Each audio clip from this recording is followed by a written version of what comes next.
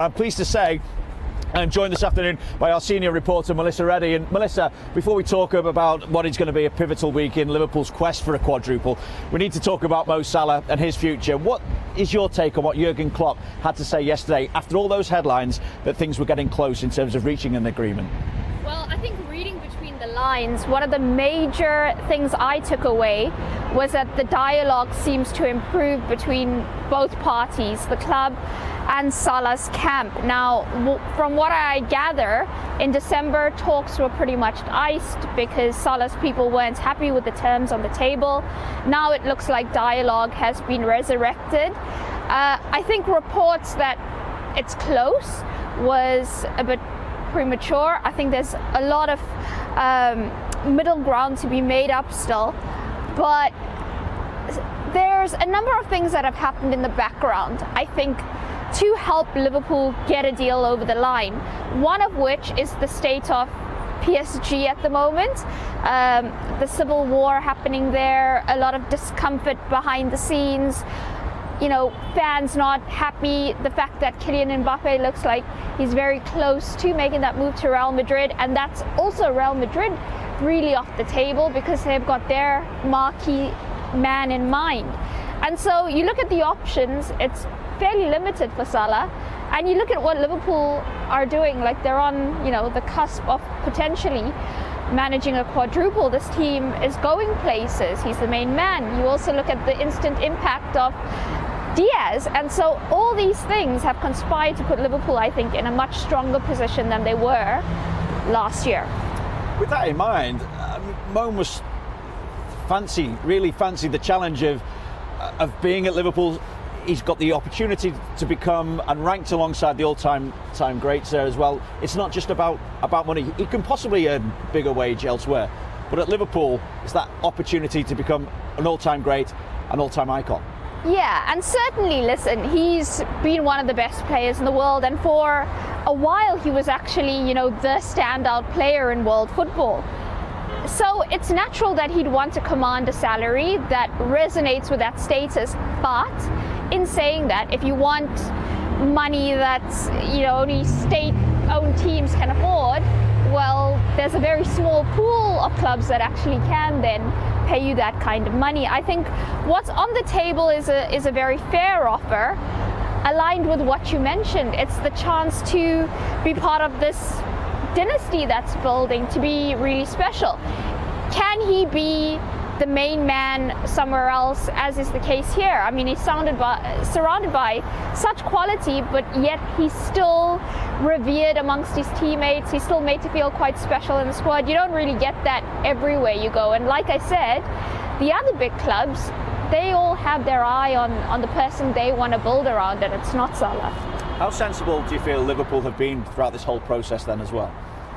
Very, because with Liverpool, there are a lot of driving factors behind their success. One of the things is sticking very rigidly to their sustainable model and to the fact that the system is key, the collective is key. They're not going to overexert themselves, whether that be in the transfer market, whether that be with contract extensions. They're not suddenly going to completely bulldoze the wage structure for a player, because doing things the right way, doing things in the way they believe in, has got them this far. Let's move on to what is a pivotal time in the season for Liverpool, a pivotal time for that quest for the quadruple. It's going to be so important for Jurgen Klopp to utilise that squad. We're talking about Mo Salah, and obviously he's got so many options. The fact that Diaz has been able to come in and make the impact that he has, and Jota, obviously, we've seen the impact throughout the season that he's made as well. It gives Jurgen Klopp options over the coming days, the coming weeks, to really utilise that squad to the greatest effect, to give them the best opportunity to go all the way in every competition. And I think that's probably one of the big things that he's had to evolve with as well. Jurgen has always liked a very small squad. You know, for the big games, you knew what his lineup was going to be. It was very predictable, but not in a bad way. It was just set that was his trusted group, and that's what he was going to work with. To fight on all fronts, you have to have variety, you have to have strength in depth. Liverpool have gone and got that, like I said, within their structures in a very sustainable way, and they will maximize those players. You're talking about the attacking talent on display, but we're thinking somebody like Joe Gomez doesn't even really get minutes anymore, and that's the position Liverpool have put themselves in. Not only that, as well, we look at the fact that they've got that opportunity to go all the way in the competitions. Virgil van Dijk spoke yesterday about wanting to make it an unforgettable season. What would constitute then for Liverpool Football Club, for Liverpool fans, an unforgettable season? Because Jurgen Klopp keeps making the point, the quadruple isn't really realistic to think about.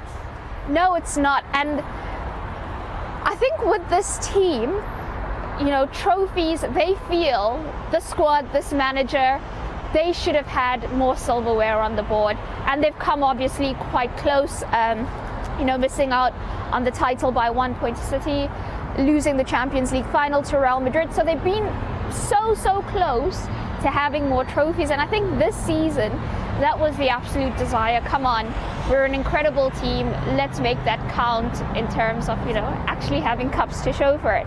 I think one of the biggies, the league title or the Champions League, would again pretty much put it in concrete that what they're doing is special. And I think anything else is just a bonus from there on when we talk about what's remaining on the table. I think Jurgen made a very good point yesterday about, in terms of football, we will analyze things and we'll rate things in terms of silverware, in terms of what winners' medals you have. But the journey of this team, where they were before he came in to what they've constructed now, and the health of the club behind the scenes, the structures which often get ignored in football because, we think about headline transfers and stuff. I think the state of Liverpool is so strong, and that's a success in itself. One final point then. Here we are in Lisbon, which is of course where Jurgen Klopp was when he received the call to become the Liverpool manager. A pivotal point in his life, a pivotal point obviously in the history of Liverpool Football Club. Absolutely. Portugal has lots of happy memories for Liverpool, not just that phone call, but they tend to fare very well here.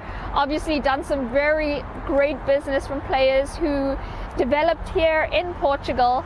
And I think that the fact that he was here when he got the call adds an extra element to the excitement of this tie. I know Liverpool's scouting, they focus heavily on this region as well, so keep an eye out on the Benfica players. You might see them in a Liverpool shirt soon, Darwin Núñez, who's been looked at for a long time. But yeah, there's a lot riding on this fixture, and one of the things I want to say, because not many people have spoken about Benfica because they think this is a walkover. I was here when Benfica played Barcelona, and the energy in the stadium, the fact that they felt like they had nothing to lose, the pace in the team and the technical quality, the fact that they like to get in behind, I think they'll try to basically ignite all those same qualities again to try and scare Liverpool. But Liverpool are such a strong team, one of the absolute favourites for this competition, and I think a side that no other team really wants to actually come up against.